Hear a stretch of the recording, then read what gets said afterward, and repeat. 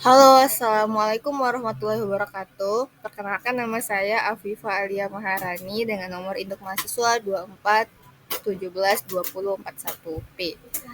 Untuk untuk saya kali ini, saya akan menjawab pertanyaan soal latihan yang ada pada MK Mikroelektronika untuk pertemuan 6 yang membahas tentang Vita valensi dan Vita konduksi.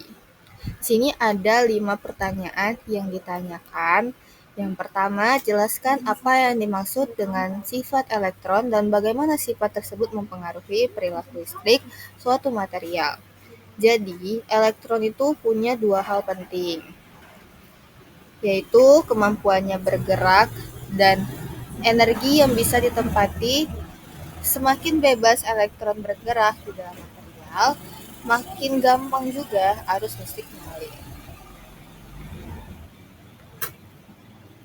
Jadi kalau elektron itu bebas, kenapa bahan tertentu tetap tidak menghantarkan listrik? Ya karena kebebasan elektron itu bukan universal, tapi tergantung struktur pita energinya.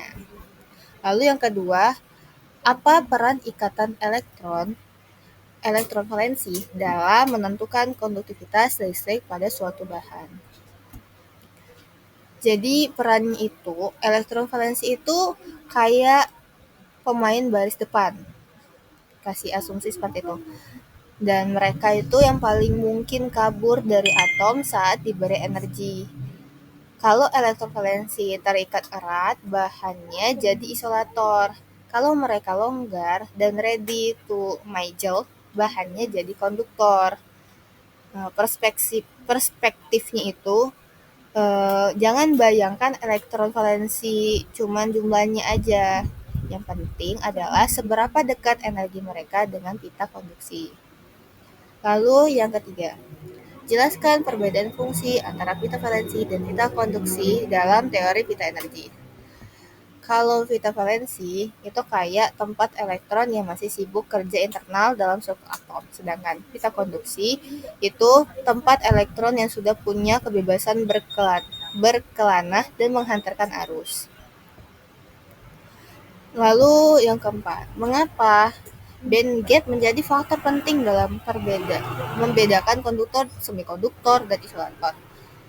Karena band gap itu jarak energi yang harus dilewati elektron. Jadi semakin besar jaraknya, ya semakin susah elektron naik, semakin jelek konduktivitasnya.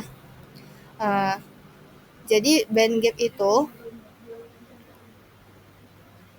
potensi bias yang sering muncul itu kayak misal semikonduktor itu isolator yang bisa dipaksa jadi konduktor. Lebih akuratnya sebenarnya mereka tuh punya struktur energi yang fleksibel, bukan isolator lebih rendah. Nah, untuk soal nomor 5, berikan contoh bagaimana perpindahan elektron dari pita valensi ke pita konduksi dapat terjadi dalam semikonduktor. Untuk contohnya, untuk ambil gambaran simpelnya itu, kalau semikonduktor itu misal si kena energi, entah panas, foton, atau tegangan. Elektron di pita valensi menyerap energi itu, lalu lompat melewati band gap, setelah itu masuk ke pita konduksi. Jadi pembawa arus. Sementara itu, lubang atau hole tertinggal di pita valensi dan ikut berperan sebagai pembawa muatan positif.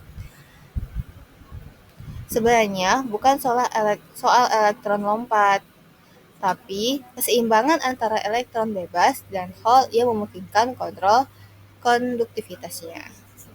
Mungkin itu saja yang bisa saya jelaskan dan saya jawab terkait dengan dari pita valensi maupun juga pita konduksi. Sekian, terima kasih. Wassalamualaikum warahmatullahi wabarakatuh.